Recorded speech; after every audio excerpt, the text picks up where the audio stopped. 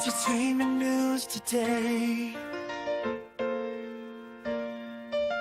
It's such a dragon gay. Everything sucks and it's no good. That comes out of Hollywood. But there's one place you can go to get all your news and info, and maybe even have a laugh or two. You know it's true. Midnight's Edge after dark is life. We're Stefan nerds and geeks, we will survive. From Star Wars to Jurassic Park, it's Midnight's Edge after dark.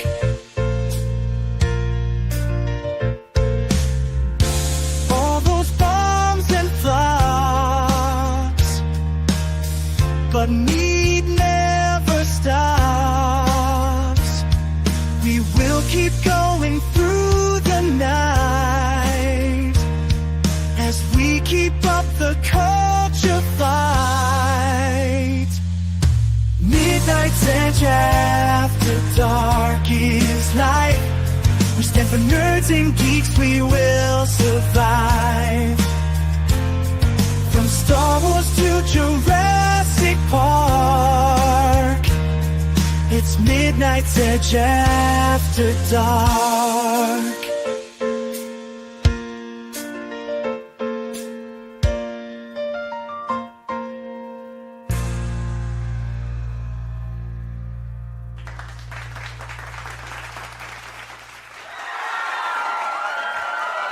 Greetings and welcome to Midnight's Edge After Dark, the greatest show on the YouTubes, whether you like it or not. Ladies and gentlemen, I'm Tom Connors, and we have with us the one, the only Nick Nickelodeon. Nick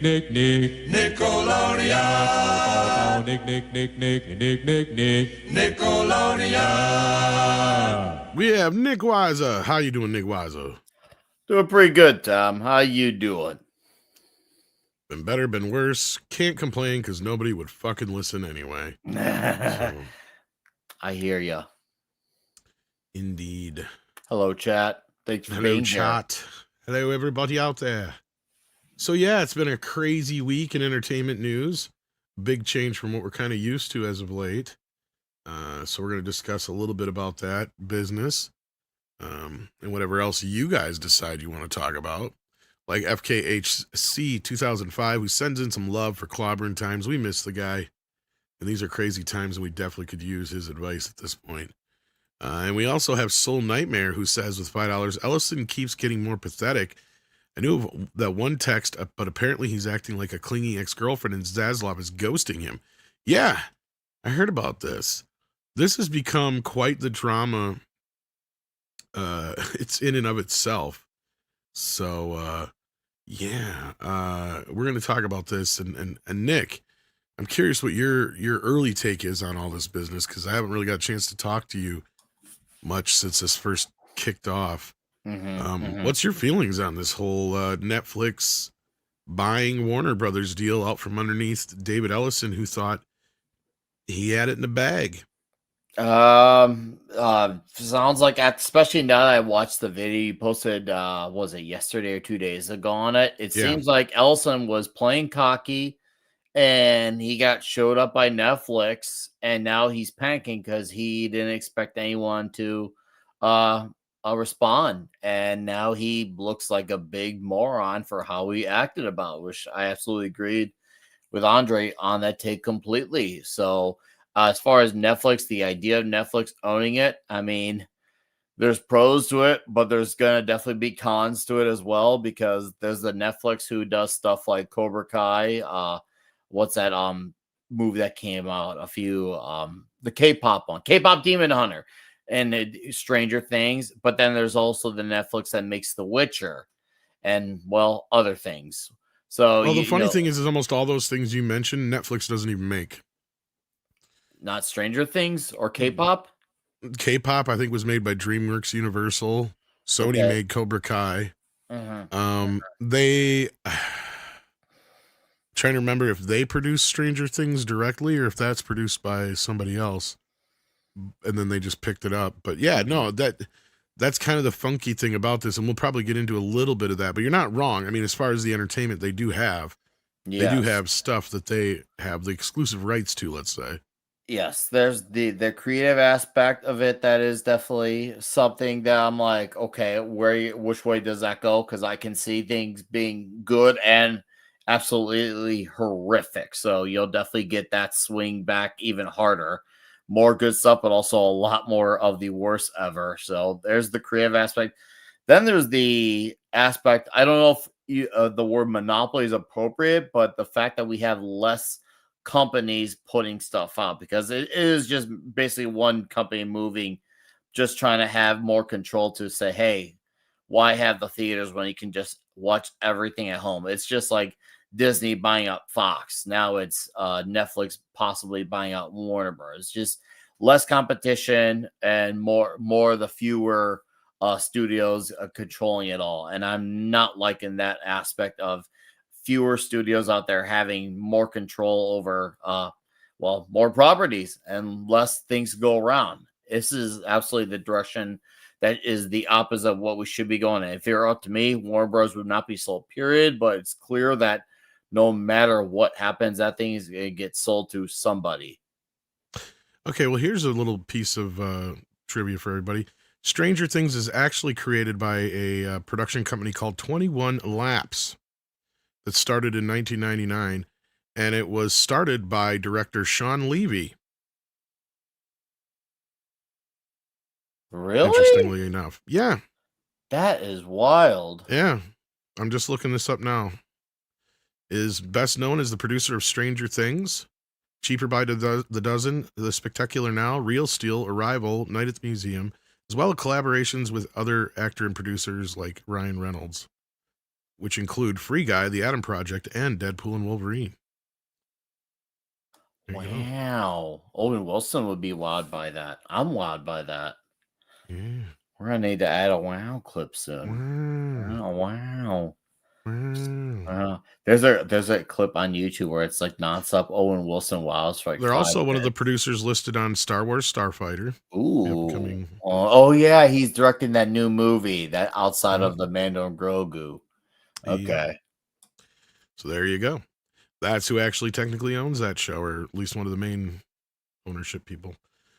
So yeah, so so David Ellison had his sights on Warner Brothers for a while. In fact, what the super chat we just had on screen before from Soul Nightmare was referring to was Dave Zasloff had been courted by Ellison for over 12 weeks to win a deal.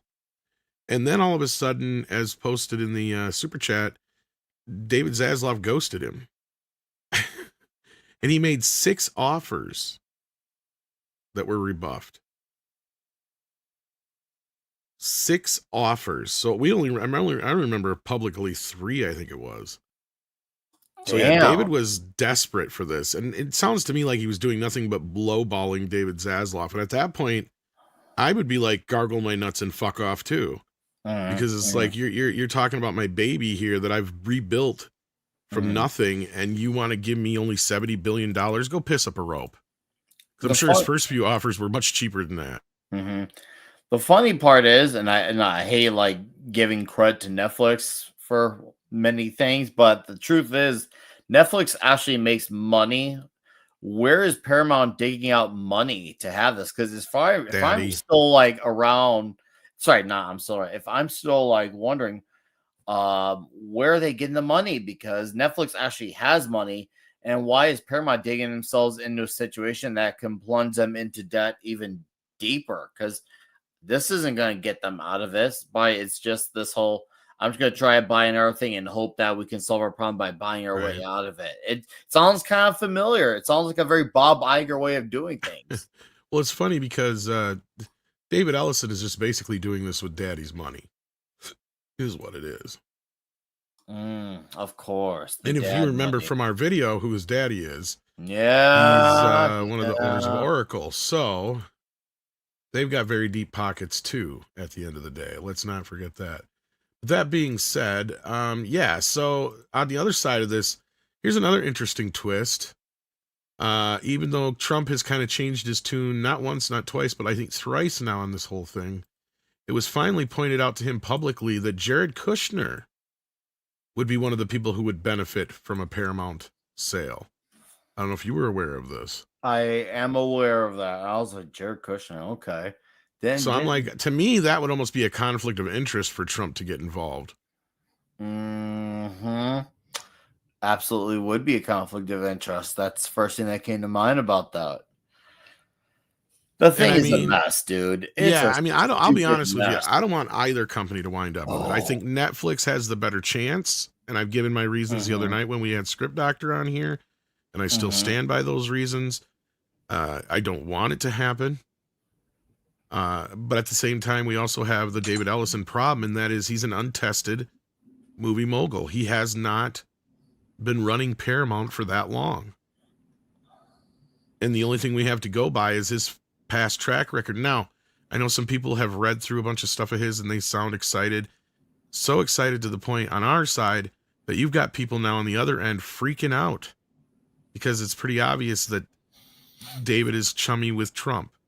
So they had their But Paramount, is that for sure? Because I hear that, so. But there's nothing that has really shown that. Enough that somebody hacked their account today and claimed that the company was being run by a fascist regime. And you had Rachel Maddow come out and freak out about Steve Colbert and all this other shit. Now, granted, I don't agree with half of them. This is not a good look. Especially when you got Jared Kushner as one of the people who's benefiting from this at the end of the day. So, yeah, this is a really messy situation where, honestly, I hope the regulations come in and stop both parties from getting involved at this point, but I don't see that happening. Yeah. I don't think that the hostile takeover is going to be allowed to happen, but I do think that Netflix is going to win this at the end of the day. We'll have to wait and see, though. What's your thoughts, though, on this? How Ellison is being desperate about it? I can definitely see Netflix winning this at the end of the day. This is going to be one of those things where it's just going to get dragged out over a few weeks, maybe if not a few months at worst, because to me, there's no best.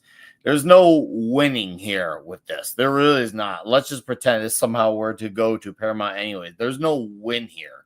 This is still going to be, there's going to be losses to gain no matter which way you swing it, not just from the selling point, but also the marketing standpoint. It just feels like none of these companies are trying to actually solve all the problems that are rotting their industry. They're just doing more of them, thinking that they could buy their way out of the shit that they're in. You're not wrong. We don't have to be in a situation where our theaters are bad. We don't have to be in a situation where our writing is bad, where our creative aspects are bad.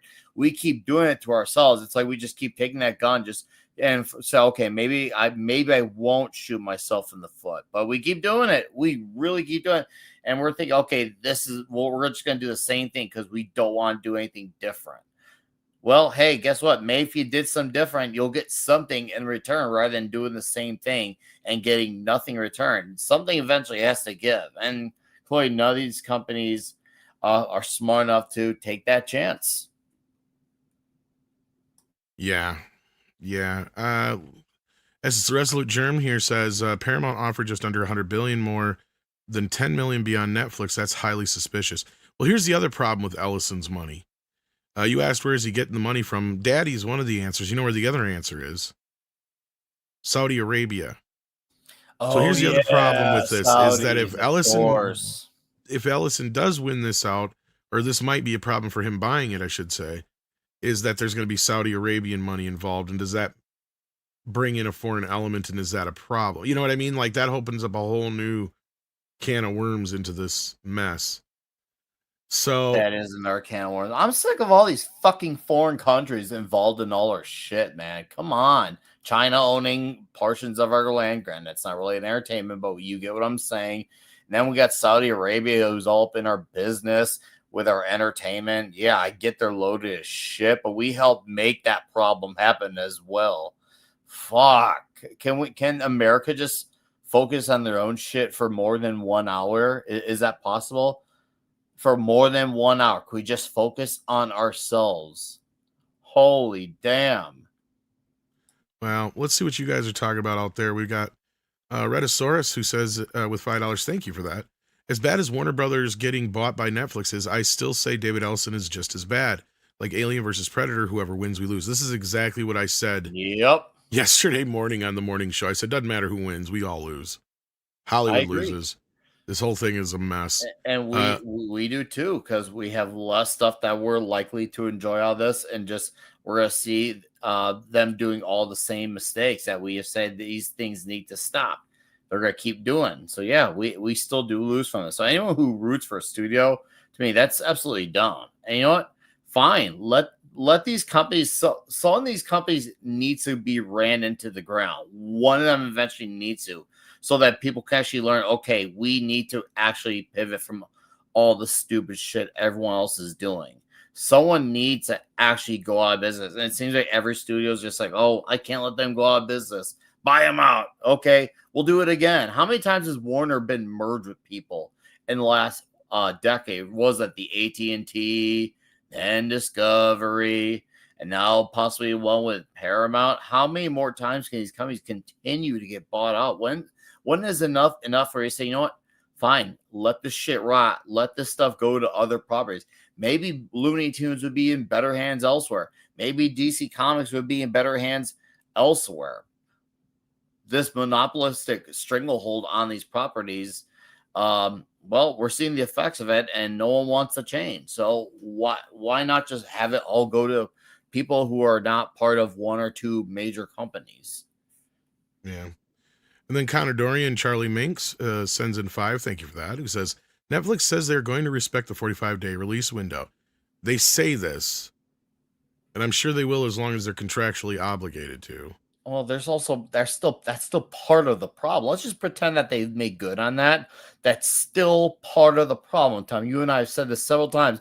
45 days Should is be not 95. enough. Yeah. It needs to be 90 minimum. 45 days. 65 nowadays, for a slop, flop for a slop. 65 for a flop is fine. If a movie is a hit, you should keep it in 95 days or more. Like that's ridiculous that we've had movies. And that's the bigger problem here. That's why movies fall off cliffs now. That's why this last the year, especially, we've had movies that we can have a big opening, but we've only had 2 movies that tapped the billion, and maybe 3 more that came close. Mm-hmm. Well, that's not great. I'm not. I can look past the whole $1 billion aspect, because the whole $1 billion thing was not a common thing until the MCU started doing it like it was a sport. No, but it's the new standard, right? And that's the thing, like I've always pointed out. Hollywood will never, and here's somebody coming in here who may agree with me or disagree with me. The thing with Hollywood, though, is the problem with them is they never, ever do anything cheaper. They always find a way for somebody else to pay for it, and 9 times out of 10 if it's us. No, hello, Script Doctor, and welcome to the program. Good evening. I'm glad to be here. I just got out of a meeting. So, what's in the news so far today, gentlemen? Well, we're just kind of going over the whole mess of Warner Brothers and Netflix versus Ellison, and between, Ellison courting Warner Brothers for over 12 weeks, and then Zaslav ghosting him, deciding to go with the Netflix deal, Ellison throwing his little fit and now trying to do a hostile takeover.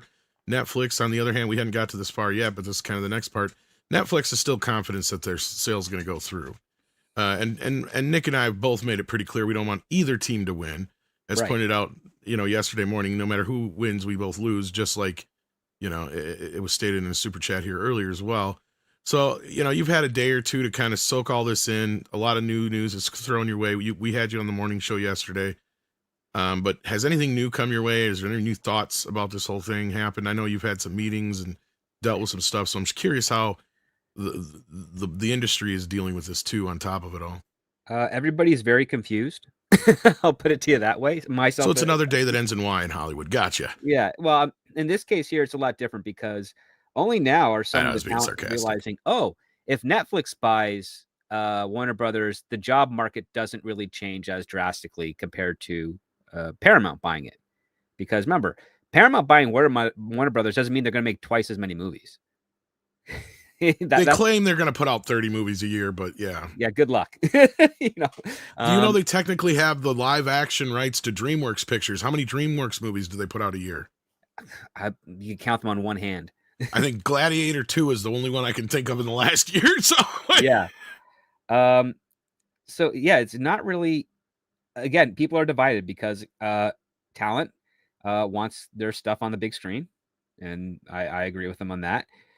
But the other part is Netflix will not take away as many jobs.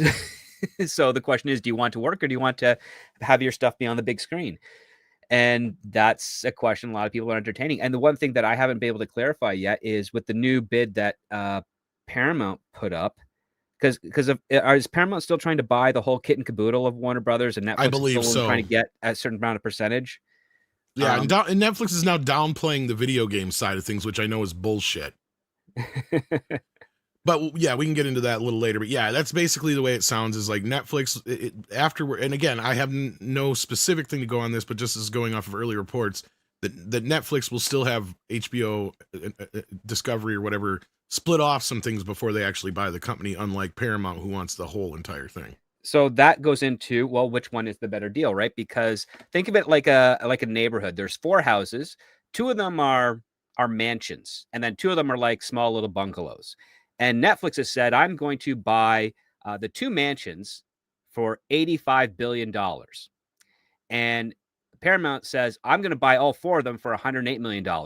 But even though those are 2 properties or small bungalows, they're probably still worth more than the total amount of $108 billion. So you'd go to the one like, oh, they only want these 2 and they want it for $85 billion. I'm getting more money for those 2 properties than I would if I sold all 4 of them for 108, because the value of those 4 properties is still greater than the 108. Right? Like it's weird math, but it's basically like you're selling a little bit less for a lot more compared to selling more for just a little bit less. And Paramount would be essentially buying the whole thing for a little bit less compared to what, like if Netflix had the same value property for the whole thing, they'd probably be exceeding 108 billion.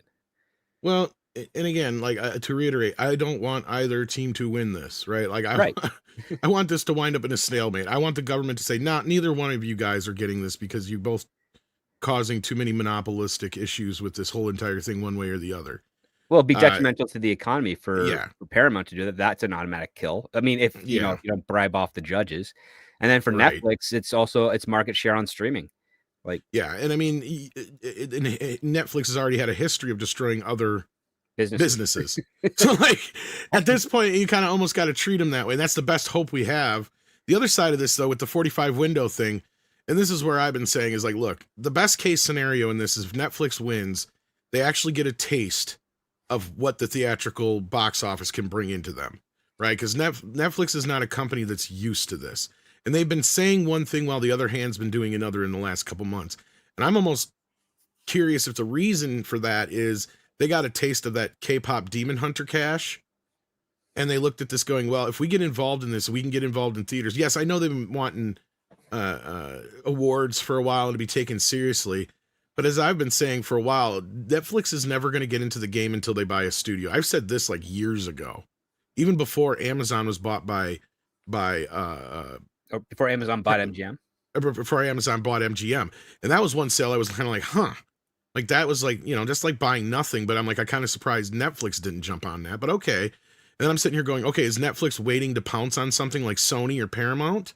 What's going on here? And little did I know they'd already had designs in the background. I guess it just come out today that they had tried to go after Disney. So as we've said, as I just said, Ted and a lot of the people behind the scenes say one thing, yet they're doing another, right? So they clearly have designs on some studio. But anyway, you're about to say theirs. I was just going to say, like, yeah, they're a tech company. They're not to be trusted. Well, beyond that, we're going to make your life easier. But now you have to download all of our applications, which are 2 or 3 dozen of them, and they're all going to cost you $1.99 a month. Yeah, that's what they do. They advertise easy use and then complicate it with things you don't need, where it could be a lot. I mean, again, shopping on Amazon, it seems like it's easy, but it's not as easy as just going to the store, grabbing it, and going back home. Because now when you shop on Amazon, unless you have Prime, you have to wait for someone to mail it to you. And what happens if they mail you the wrong thing? Then you got to wait longer. and then you got to go through the return process. And you got to do, like, it's a lot more complicated than just, hey, I picked this up. It's not what I wanted. I'm going back to the store. I'm getting an exchange or refund. And it happens same moment.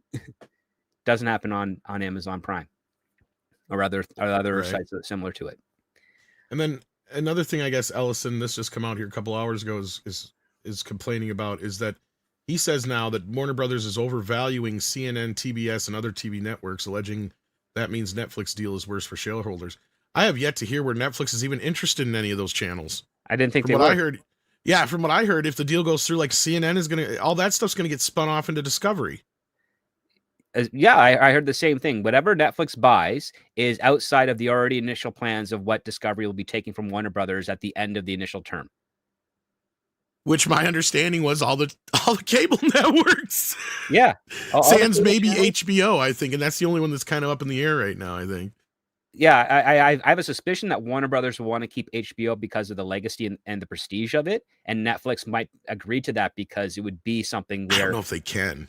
I know that's the tricky part, right? Because it's the one cable channel that Warner Brothers, and then, you know, if Netflix took over, Netflix and Warner Brothers would have, but it'd be considered...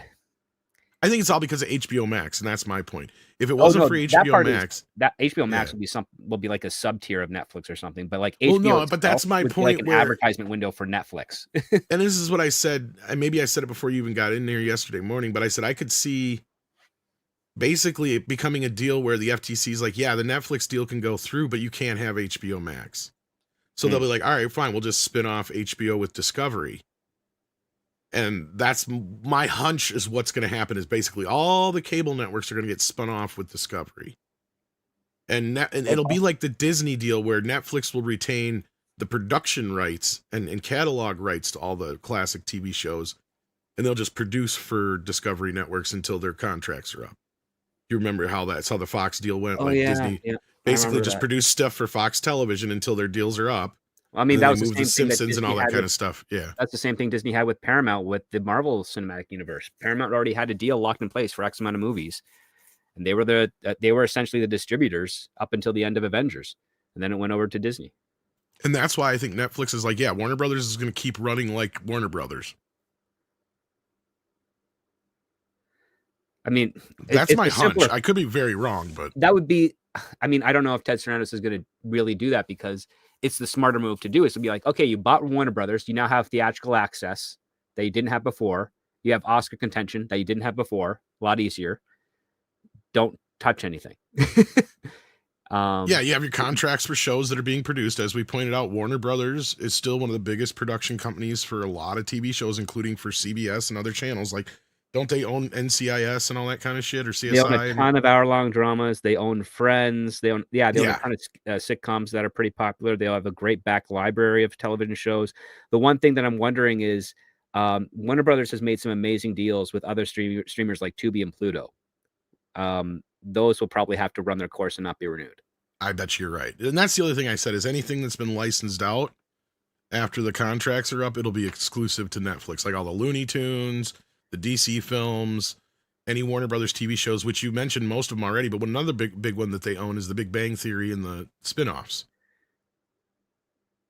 It's more recent ones. Oh, right. The Young Sheldon, and they've got like 2 more spinoffs coming out. Yeah, there's something First Marriage, which I think is... And then one surrounding the guy with the comic book shop.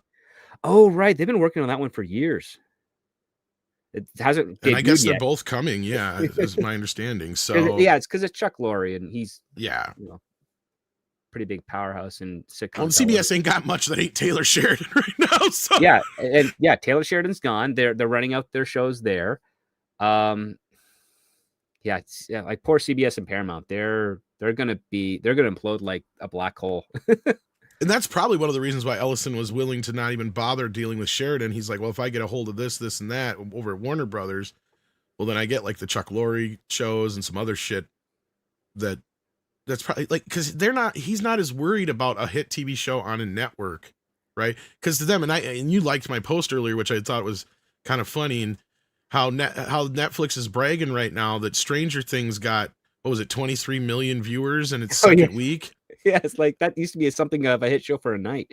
Exactly. Like I remember when a regular TV show, like one of your hit TV shows on a regular night, that was what your biggest show would pull in. Not to mention what the other shows were pulling in, right? Yeah, and that's your Thursday nights. Yeah. Yeah, and somebody said something like, "Well, yeah, of course everybody watched Dukes of Hazzard when there's nothing else on." It's like, yeah, but no, we did like it. No, we had a choice. We could have went outside and fucking played. Yeah, and trust me, because the whole joke is, God, our night was always ruined when the president was on, right? Because he was on every fucking channel, and you knew you weren't going to see anything that night. Then you're like, fuck. So we had to make do. At least we had Nintendo and shit after a while and VCRs. Otherwise, it was like, if it was before those days when you had to deal with that shit, you're just like, oh, my night's shot. Nothing on TV. I might as well go find something else to do. Yeah. You know? But no, like kids used to know how to do other shit. Like, nowadays they're just like, they don't know what to do if the internet goes out. Shit. I hear horror stories about that all the time. But I don't know if they're going to respect the window unless they find a reason to. And right now, nobody else is. So why should they? That's the bigger problem here. Well, I mean, again, it's because it's budget and affordability. I put up a little post today saying that I suspect by the 2030s, the Academy of Motion Pictures will be as culturally impactful as the Tony Awards, and that's because it practically is already. Well, I mean, the only difference is that there's way more theaters and way more movies showing than there are plays that are eligible for a Tony. And basically, I think that everything is moving so much to being the convenience of at home that the theaters themselves are going to start vanishing. They'll still be there, but they're not going to be multiplex screens as they used to be. They're not going to be as big as they were. Renovations and subleases are going to be made in those properties for something else. And yeah, because again, ticket prices are only going to be going up, and eventually, and I predict in the next 10 years, it's going to be an average of like $45 a ticket to go see a movie. And how many people are going to be able to afford that? Well, and it's cheaper to spend that a month on a couple of streaming services to watch as much as you want, whenever you want, pause for bathroom breaks, and not have to deal with commuting and other obnoxious people in the theater that is not your family that you can't smack or discipline. Right.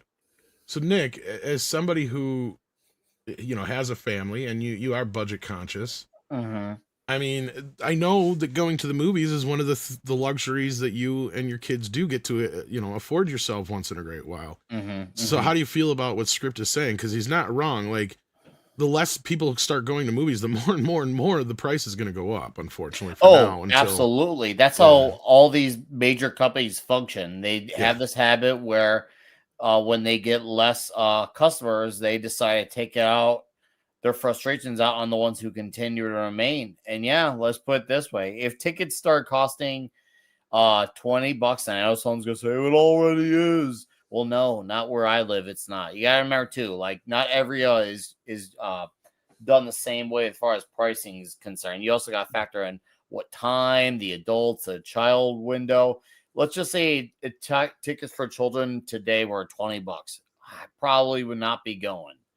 That would probably be where I draw my line. Now, I don't know where I draw my line in 2030, because who knows what my financial situation be. But currently today, if children tickets are $20, which means adult will be 25 or 30, I probably would not be going. That would probably be where I would draw the line as of today. I would not be a fan of that. And it's unfortunate because I have been to a number of movies this year. Like I took my youngest to see Wicked for Good because she really liked that first movie.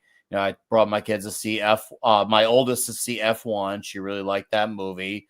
So I've been fortunate to go to the cinema this year a handful of times.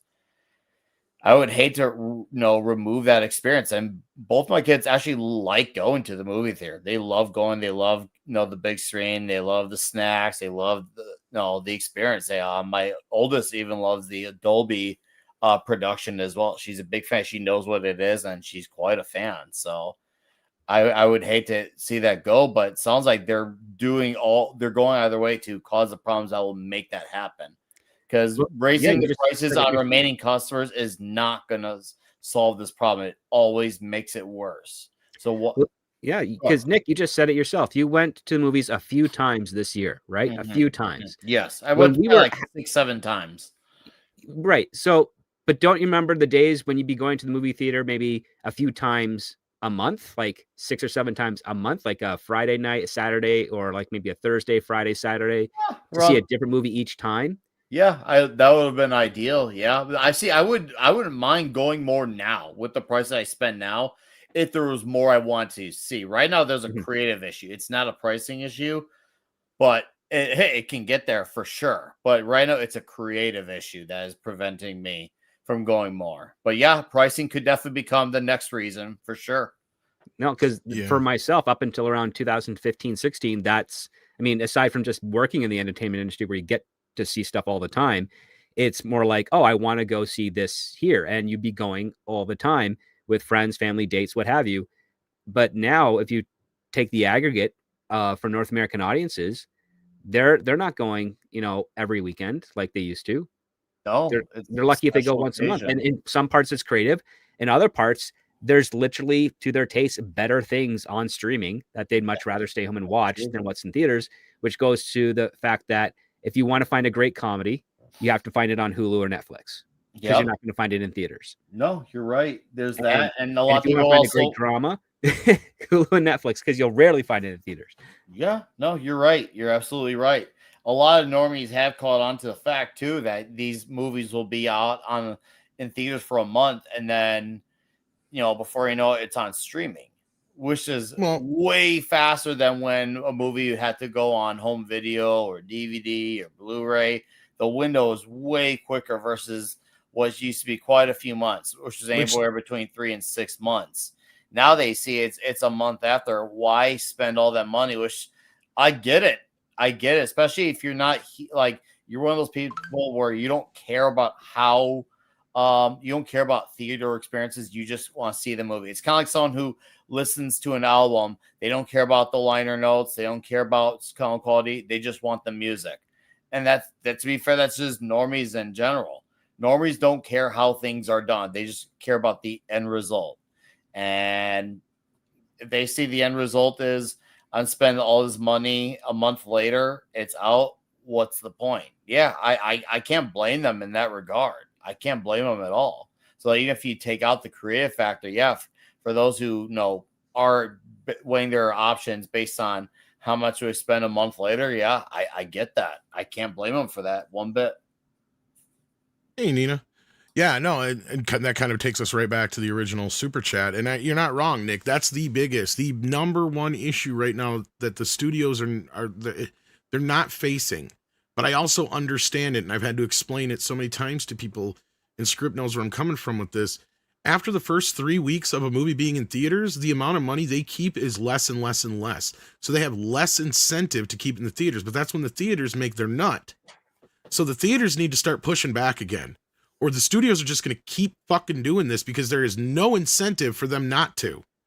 Because even if a movie is making money hand over fist, by the fourth weekend, the studios are only seeing about 25 or less % of that box office. And they're like, well, fuck that. We might as well throw it on streaming where we see about $20 a pop. Because let me remind you that the rental is usually like $24.99 and the sale is $29.99. And Amazon and Apple and Vudu, they keep a fraction of that. They keep maybe $3 to $5 of each sale. Oh, so that means even. that not even exactly. And I'm being conservative is my point. So like at the end of the day, the studios are like, well, fuck yeah, we're making a nut on that. Like $20 a pop. Yeah. Not even thinking about all the extra money they're putting out the door when it comes to movies like Zootopia and other family films that will continue to play over the holiday season.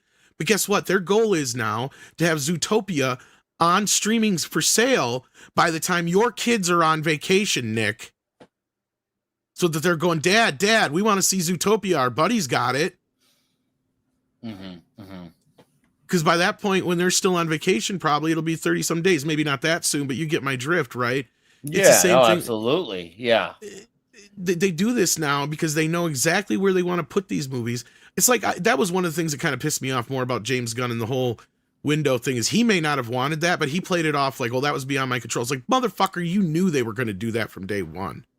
On top of it, if he's such a big name at for DC and Warner Brothers, he should have pushed harder on it. He should have stood tall on that. He doesn't have control over that, and I get that, but you're not wrong. But he should have swung his weight around there a little bit, possibly. Yeah, he should have swung his directorial and his high position that we need to do something. We can't say that the theaters are doing bad, yet we contribute to the problem. But of course, he did it. He kept quiet on that part. And it made the Superman situation worse. And I don't even want to get into all that, but it's true. It did, because people now associated that show more with Superman than they should have at the end of the day.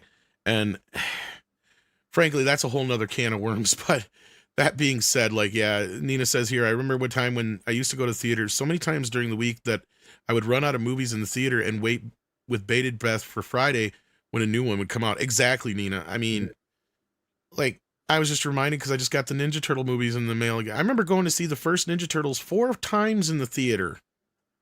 So, like, even if there wasn't something to go see that's brand new, there was usually something else that I could see again and again and again. So, same thing with Ninja Turtles 2. I saw that about 3 times in the theater, at least. You know, so if not more, I can't even remember anymore. I mean, I would go like every day of the weekend.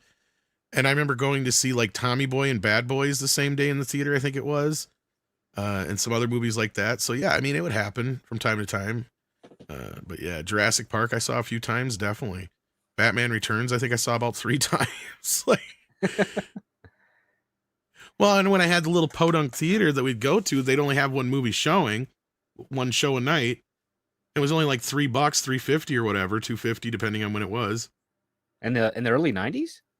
Yeah, between the late 80s, early 90s, yeah. Oh, that's still pretty pricey for that time. Yeah. By the time, well,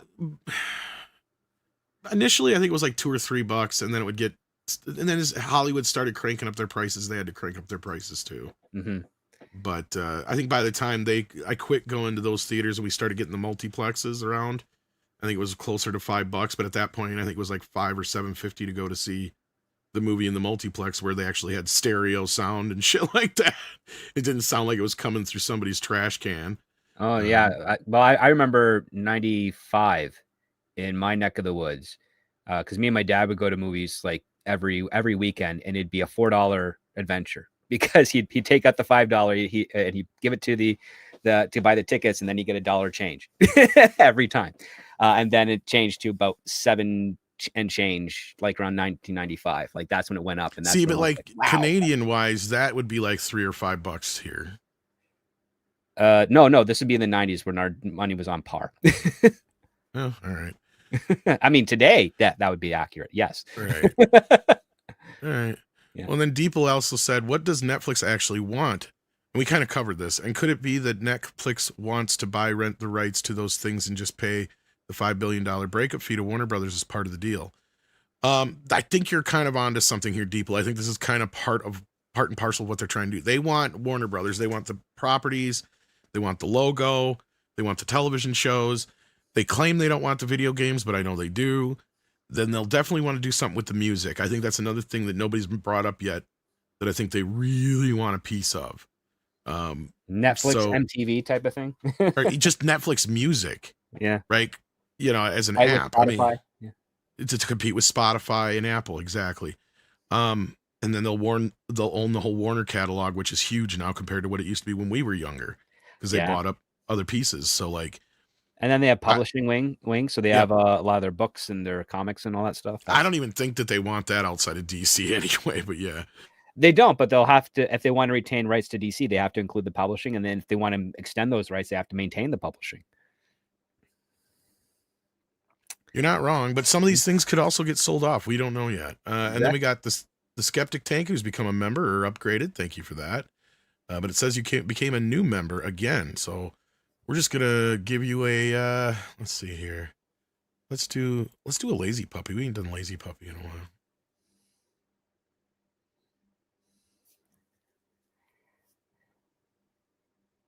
Nice. He's doing lots of work. Well, yeah. Look at the heavy load he's on. He's supervising. That takes a lot. And then Joe Pat says, it's the Windows, dummy. Tell Hollywood that. Flying Blind on a Rocket Cycle says, evening, gents. Funny how this is more gripping than a lot of what's come out over the past 10 years. Yeah, that's part of the problem. That is very much part of the problem. I could see this. This would have never been a conversation 10, 15 years ago, even amongst Norris. I even heard people at my workplace talking about it. And I'm thinking to myself, this would have never been a conversation. That shows you the state of where entertainment's at, where something like this would have been the thing we would be like, yeah, who cares? You're not wrong, because when the AOL thing went through for Warner Brothers, it was kind of like that kind of an attitude with most people outside of the industry. But because of where entertainment at, the fact that we're caring about where these companies go with this stuff, we're talking about it now. It is absolutely a discussion and then some. Well, we're talking about it because we want to know who's going to be in charge of the creative output, and if that creative output will return or not, because there's been a void. Well, not only that, I think it's about time people realized how important Warner Brothers has been in the industry. They've been kind of the quiet giant for years, right? Like everybody always talks about Disney. But I was always one to remind people, like, Warner Brothers is the big cheese on campus when it comes to everything else. Yeah, Disney's got the market cornered on the kids' entertainment, but Warner Brothers has everything else. Right. And for years, like I wanted to work for Warner Brothers. I have worked for Warner Brothers, and it was, I was the best allegory I can provide is Gulliver's Travels, the giant pinned down by a bunch of tiny little people. Yep. You're not wrong. And that's kind of what it is. And that's what it was from basically 2003 till Zaslav took over in 2023, I think it was. You could even go before that, honestly, but yeah. Well, I mean, the thing that Warner Brothers was doing well is that they made good distribution. They made a great distribution deals with some smaller production companies to make some good hits. But it wasn't like Lord of the Rings with New Line. That merger was huge. Well, that movie was basically the end of New Line Cinema, but yeah. Yeah. Because for those who don't know, New Line Cinema was technically acquired through the takeover of Warner Brothers over Ted Turner. Warner Brothers bought... No, Turner bought Warner Brothers. No, what was it? Turner bought New Line. New Line, yeah. And then Warner Brothers... merger happened. Yeah, Warner Brothers bought Turner, right? Yeah. Yeah, and I think they coexisted for a while, but then I think they turned around, and I don't think it was a hostile takeover, but they did buy them out. Mm-hmm. And then at that point was also roughly the same time as the Lord of the Rings shit happened, and that's where basically New Line Cinema ceased to exist as a studio because they were basically disbanded. I mean, yeah, it still technically exists, but it's more or less a label under Warner Brothers at that point, because for years what Ted Turner would do when he bought it, he just said, here's some more money, go do what you do. And that was what led up to the Lord of the Rings, basically. But because of him, we got things like Blade and other stuff like that, to where, he would just say, here's some money. He would, dude, like literally, that's what Bob said. He was just like, oh, you guys want another $10 million for Dumb and Dumber? Okay. Yeah, no, Ted Turner was very, very liberal with his cash on entertainment. And then really a crazy person when it came to land acquisition. But the reason he was doing that is because TBS and TNT then would get all the exclusive rights. And that's why The Lord of the Rings was constantly on TNT. Well, it was Lord of the Rings, Showgirls, Blade. Then TNT made the Blade TV series, which nobody remembers. No. I remember that too, because it was like when a bunch of rights are being negotiated, and I'd be overhearing some of the stuff, be like, well, we have to wait for the TBS contract to run out before we go to the other things. Like that was pretty much it. But that's how they would fund a lot of that stuff. Basically, Bob would sell off the exclusive rights to Ted, and then Ted would fund the movies, and that's how they made things like The Mask and Dumb and Dumber up through Lord of the Rings and all that business. So yeah. Mm-hmm. But anyhow, no, you're not wrong, Flying Blind, and it'll be an interesting documentary in about 10, 15 years about this whole thing, I bet. It'd be very interesting. Cottadorian points out that Ted Sarandos says he wants to keep HBO, basically its quality storytelling, and HBO Max as a standalone streaming service.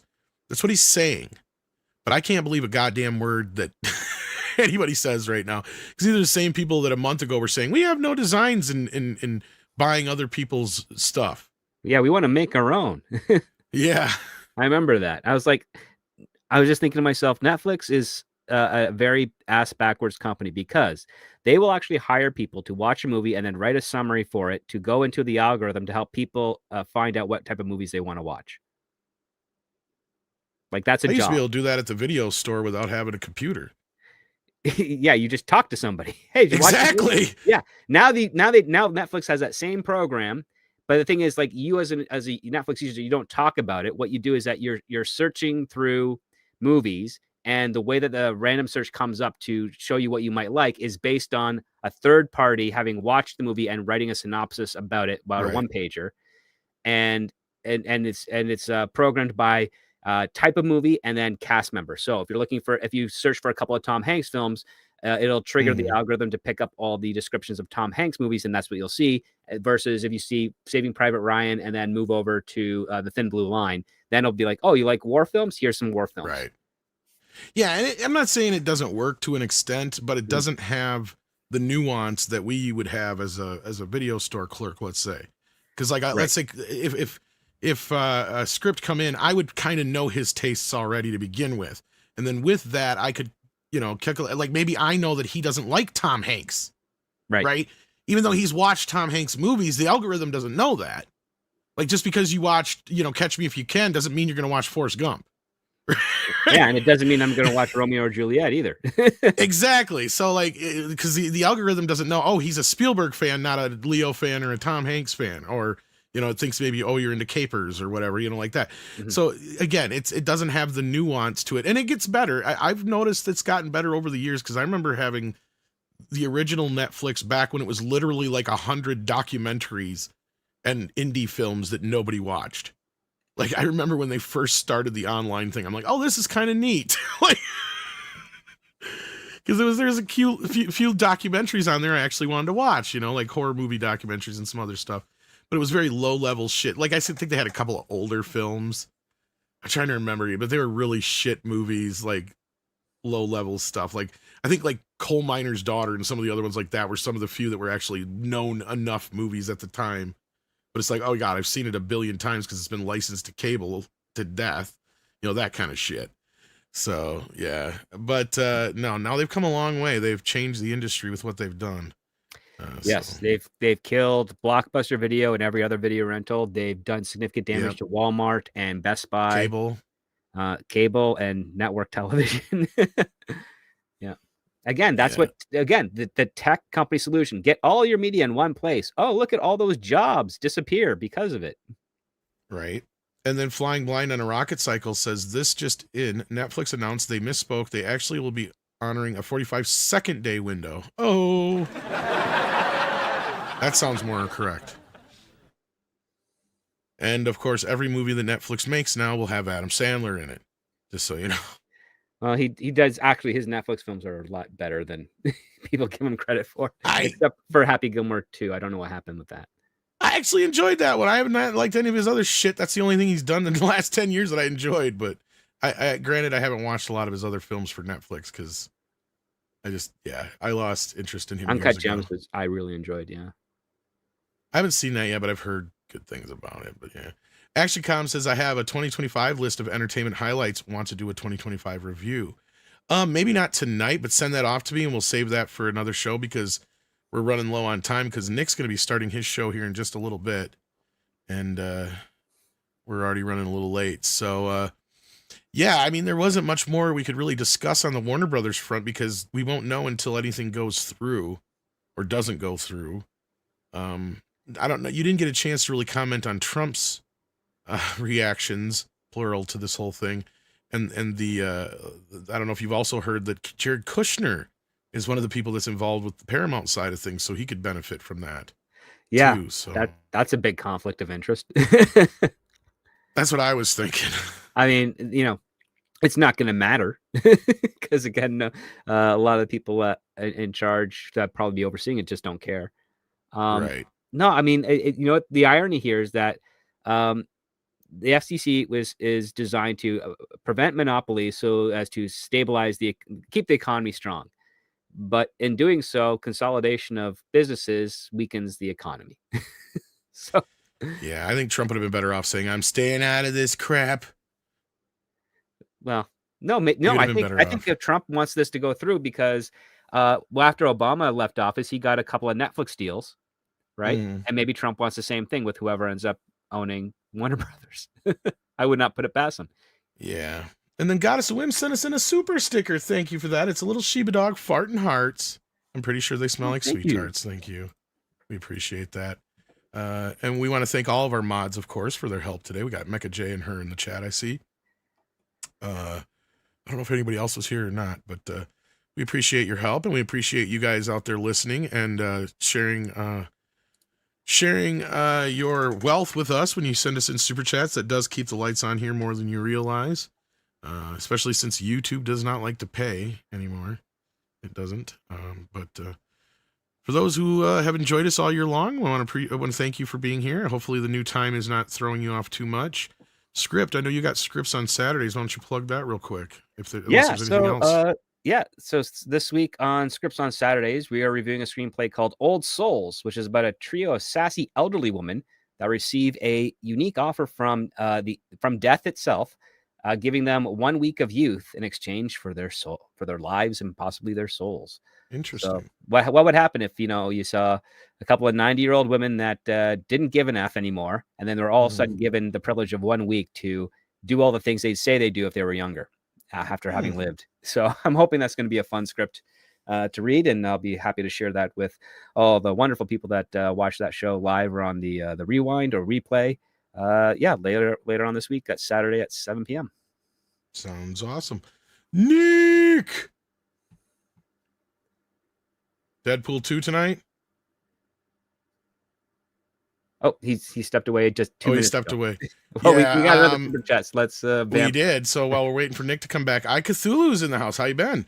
Says everything that Netflix does is to be a monopoly, not profit. In my opinion, Heart of Streaming Wars and Netflix isn't giving up yet. Hope you might discuss this. The Streaming Wars is, I guess the first battle is kind of finished, but you're not wrong that the second half is where the big guys kind of eat up what's left. And that's kind of the place where we're at now. And this is the beginning of it. Because I kind of figured this was going to happen at some point. And Script, I'm sure you and I have talked about it before, where basically we've said that, at some point, whoever is the more bigger streamers is just going to turn around and eat up the remaining. A bunch of little ones, and then we'll have like three or four networks, the same, 3 or 4 streamers, the same way we used to have 3 or 4 networks. Yeah, pretty much. Yeah, we predicted that's probably where this is headed to. As far as Netflix having a monopoly, again, I want to believe that they're not going to be able to get this through, but as Script and I were talking about the other night, a lot of people are not thinking about Netflix as a tech company, which they technically are. They're treating them like they're a movie studio or a television studio, which is not technically correct. Because as we just pointed out, like before you got here, Nick rambled off a bunch of their successes, and I said, you do realize, Nick, that all those shows you just mentioned, they don't even make. And in fact, even Stranger Things, they don't even technically make. That's from Sean Levy's 21 Laps company or whatever, I guess. Yeah. In fact, even a Squid Game isn't even theirs. Yeah, well, that I knew. That's a Korean show originally, company, right? Yeah, because that guy pitched it for 20 years in Hollywood, and no one would take it. So he pitched it in Korea. They took it, and then Netflix decided to fund it. So that's the thing that some people aren't thinking of, is that it's not the same exact thing. And then I think you said it first, Script, that this is more akin to when AT&T bought Warner Brothers to begin with. It's a lot closer to that than Disney buying Fox.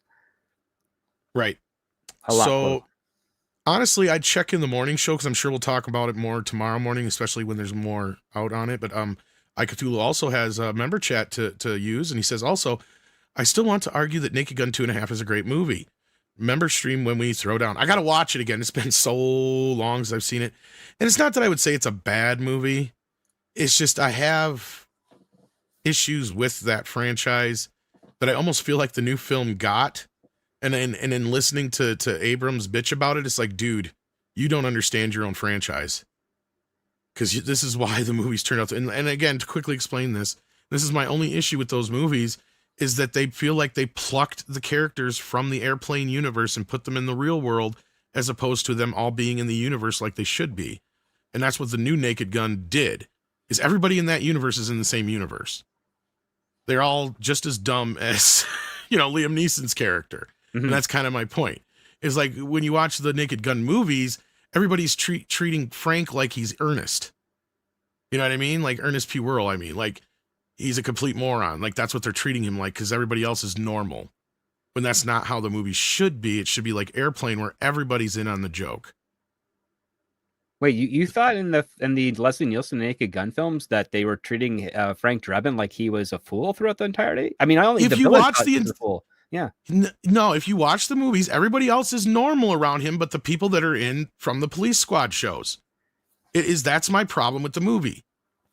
Rewatch those movies again. They're not in the Airplane universe. They are in our universe. That's my problem with it. And then the first movie is just basically a greatest hits album redone by a band. That's my other issue. Oh, okay. I see. I mean, I will say there are some exceptions, like, for instance, the driving school instructor is. There are some, yes, but you also have the incidents where there's a lot of people that are just kind of like looking at him like, is this guy a fucking complete moron or what? Or treating the situation like, like it's an Ernest movie, where Ernest is like fucking a bunch of shit up and everybody's kind of just looking at him like a moron, basically. I can't think of any specifics offhand because it's been months since I've watched it, but I'm trying to remember a specific scene. But I know like the one thing with like the Queen and shit like that and some other bits. Oh, and number 2, yeah, there's a lot more of that. Like the equivalent though, like, where Ernest is completely unaware that he's being a nuisance, right? Right. It's kind of the same thing with Frank. He's being completely unaware that he's being a nuisance, but everybody around him is trying not to point out that fact. But that you could clearly tell they're being annoyed by it. That's what I'm getting at. It's a subtle nuance that it feels like they lost in the Naked Gun movies that they got back with the new one. But I'm gonna have to rewatch them because it's a little tricky to do because, when Frank does something dangerous, people naturally react to the dangerous part, which makes sense.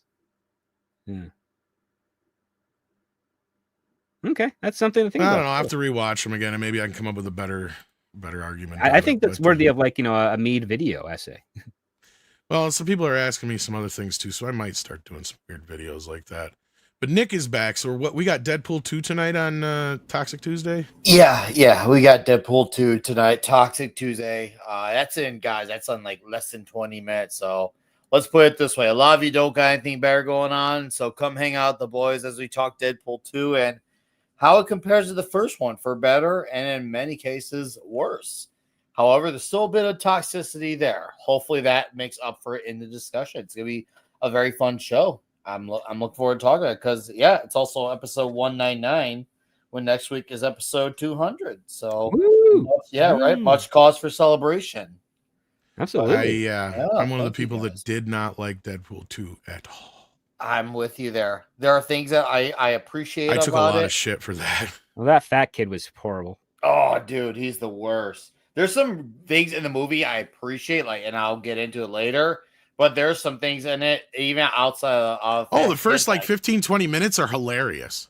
Oh, dude, the first 15, 20 minutes are really great. And then it just goes completely off the rails once they kill Vanessa. And then, Scripps said, that kid, I don't want him to save the kid. I want the kid to die because he's obnoxious. Yeah, Cable's right. They should have not killed off Vanessa, but I won't go on about it until later. But yeah, that's a conversation. They bring her back. They technically bring her back, but then part 3, it's one of those things where it's like, I hate part 2, but you almost need part 2 to get to part 3 in a weird way. Well, part 3 basically compels you to watch part 2. Well, you have to have seen it to understand where things are. That's not a good thing to do for a movie. To a point. I mean, I think you can get away without seeing part 2 than I think enough people did. But I think a lot more people went to see Deadpool and Wolverine than went to see the second Deadpool movie. Oh God, yeah. It sold a lot more tickets. It's not even. And don't get me wrong, I know most people watch them at home too, but I mean, I'm willing to bet that a good 10-15% of the people that went to see that never watched the second one. I mean, 2 made money, sure. It just, when you adjust for inflation, it just wasn't as profitable as the first movie. It definitely, it made money, that's for sure. But just was not something that was as higher earnings as the first one, and by far and large, the third one especially. But the problem is with the third one, never mind, conversation for next week. Well, I might almost skip out went on a tonight. tangent. I might skip out tonight because I don't want to be negative Nancy all night long. You could be negative Nancy. But I'm also trying to get through the Ninja Turtle box set so I can do a video. Oh, that's cool. That's cool. Oh, yes and no. There's some issues with it. I bet. Well, as I've told people, I'm curious what the fuck is going on over there because New Line Cinema was always kind of like a weird place. I gotta move because I gotta get ready for my show. Go ahead, sir. But thank you, Script. Thank you, chat. I hope to see some of you in a few minutes. Tom, I'm gonna send you the Toxic Tuesday link. I put it in your private. Okay. All right, sounds good. I'll send everybody over there. But yeah, real quick, as I was saying, like they didn't scan the negative for 2 and 3, so I don't know if they just don't know where the fuck they're at or what the fuck Warner Brothers is doing there. But then part 1, they're missing the third reel of the negative. The third reel is gone. So they swapped it in with like the old inner positive. Yeah, well, they swapped it with the inner positive. And I think I know why it's missing. That's the reel that has all the nunchuck shit in it. The stuff that would have been edited out in foreign, yeah. Yeah, so at some point somebody pulled that reel to edit it and they didn't fucking put it back. So it's probably in the vault somewhere in some fucking wrong box or wrong container is my guess. And they didn't fucking find it. Well, it just reminds me of the Critters story. Yeah, because there is a Critters connection. I think you've heard this story before too. And I just forgot the guy's name, but one of the co-writers of Critters, he was going to do a screening of Critters for an anniversary, and he got the only print that New Line still had, which was probably an interpositive print. It wasn't the negative, mind you. Mm-hmm. And he was devastated because when he got the print, none of the Critter shots were in the print. Somebody had went through and cut out all the Critter scenes. My guess is at some point, some TV show probably wanted them for like a special effects thing or something. Yeah. So somebody went through and cut them all out for him and sent them off. And he was devastated because he couldn't do the screening. Well, sadly, this guy ended up passing away of cancer a few years after that. And as his friends were cleaning out his house, way in the back of his closet was a box full of reels. In that box of reels was the clipped scenes of Critters. So he must have been the one who clipped them out years ago and forgot. So that's Hollywood for you. And that's New Line Cinema for you. They did not keep track of shit. And that's where I was like worried about the Nightmare on Elm Street movies. I'm like, do they even have the fucking negatives anymore? That's a very good question. Because I mean, right now, one of the things I've always been impressed by is the miracle that Warner Brothers, that Lord of the Rings trilogy has like everything is still stored and preserved. And well, that was because Warner Brothers had kind of taken over by that point. But yeah. Because Warner actually does have a good archive. They have a great one. They just getting deep enough into it to find shit, but yeah. Yeah, they still have a couple of people that they need to hire there to basically quality control some of their outputs. Because I've heard some, especially from you and Mike Bodden's the other guy, I think, talk about missing assets in some of their well, they just found a bunch of shit for Superman a while back too. Like, I mean. Yeah. And even Bryan Singer was the one who uncovered a lot of that shit. So if it wasn't for him, nobody would ever found it. Yep. It's the same thing over at Paramount too, from what I understand. Even though they got a pretty good system, they're still finding shit all the time. Like, I guess they found a bunch of shit for The Godfather after they released that big 4K box set. That's not a surprise. Yeah. No. Anyway, with that, we'll see how this goes with Netflix. That's another thing I'm worried about is restoration and the way things will be stored and kept in the future. If companies like Netflix keep buying up all these other companies, because that's another way things keep getting lost, is when they buy out all these catalogs and stuff. I mean, they buy out the catalog. They send a couple of cheap people over to inventory everything. They don't do it properly. Things get misplaced, and then all of a sudden there's a fire, and then yeah. It's how they lost all the He-Man stuff and everything like that, although some of it's being found now. Well, we were under the impression it was tossed. Yeah, I've heard rumors that some of the stuff that has believed to have been destroyed may have not actually been destroyed and maybe one day released. Well, we had James Eatock on, one of the main guys with He-Man Masters of the Universe. Like, he said flat out, like, he would go to these places where they're like, oh, we got a bunch of production stills. And then you get in there and you realize these aren't production stills. These are the fucking cells. The actual cells, you know, and they threw out like a bunch of stuff that he's found over the years too that has been misplaced and put in other warehouses and stuff that's sorted all over the place that's mislabeled. So they don't even know what the fuck they got. Yeah. I mean, and then one of the trickier parts with a show like He-Man is that they reuse so much stuff. So you don't know which episode it belongs to, but it also solves another problem where if you're missing some of that from some of the episodes, you've got the cells that you can rephotograph and put back in there. But that's a pretty expensive. Yeah, they're all gone now. That's the problem. Because they were people scalping them, basically, is what he found out too, is that people were going in there and dipping into them and selling them. I don't. So there's a bunch out on the market already. Yeah. And he found out that they also chopped up a bunch of the backgrounds too, because they used to have those big sprawling backgrounds. Yeah, they have the huge. Yeah, it's a massive. It's like the size of a movie poster on the smaller side of it at the end, and then you put your cell on there, you photograph it, and then you put it on a rig where you can move the camera as you're adding on new cells, so that you can show, oh, this is He-Man running, and then the background is changing, or because they didn't use chroma key at that time. Or to do a panoramic view of something, and then you'd have He-Man standing on a cliff at the end or whatever after this long pan. They went and chopped all those up. Ugh. So they could put cells on them. Oh, those butchers. So a bunch of the cells got put onto stuff that didn't even belong with it. I have one of the Orko cells. Oh, cool. I don't even know if the background that's on it is the one that goes to it. It's a hallway of the palace. That's all I know.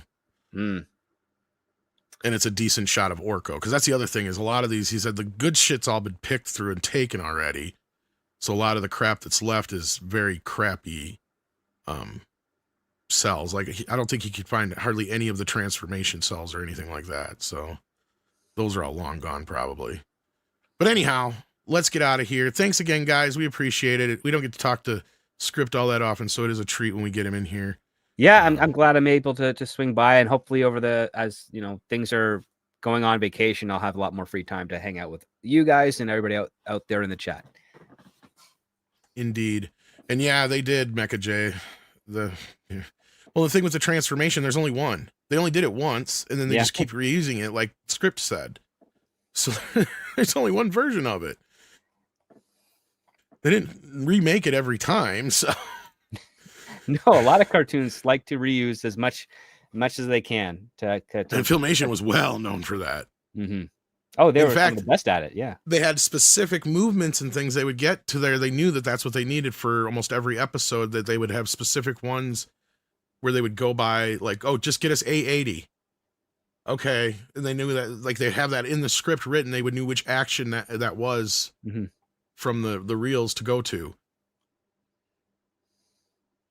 And they would chop together episodes that way. Like, because usually only about 30% of the animation in any He-Man episode is brand new animation. The rest of it is all reused shit. Oh, yeah. You start to pick it all up after a few episodes. Yeah. And I mean, that also contributes to, like, again, their scripts were pretty short.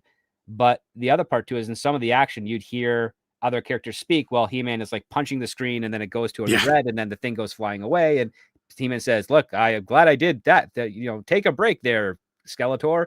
And you hear him say off over explain everything. A random shot. Yeah. But He-Man never punched anybody. Well, he punched machines, but you never saw him punch machines, walls, rocks, ground. Yeah. You name that, but never punched a human being or a living thing that I remember. He would just punch at the camera, and then it would cut to something being tossed away. Yeah. He would toss things once in a while. Oh, yeah. Oh, yeah. He would grab something, swing it around, and then throw it. If it had a tail, oh, yeah, it was getting tossed.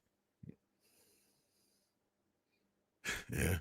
Anyway, let's get out of here. Take care of yourselves and each other's. Check out Script Doctor's channel. What am I watching tonight? Ninja Turtles, probably. I just started the commentary for part 3. That's how far I am. I've gotten through almost all the special features. Oh, cool. So, yeah. There's still some things missing. I'm like, where the fuck is this? Where the fuck's that? But yeah. But anyhow, I'll get into that in the video eventually. So take care of yourselves and each other, and we will see you later.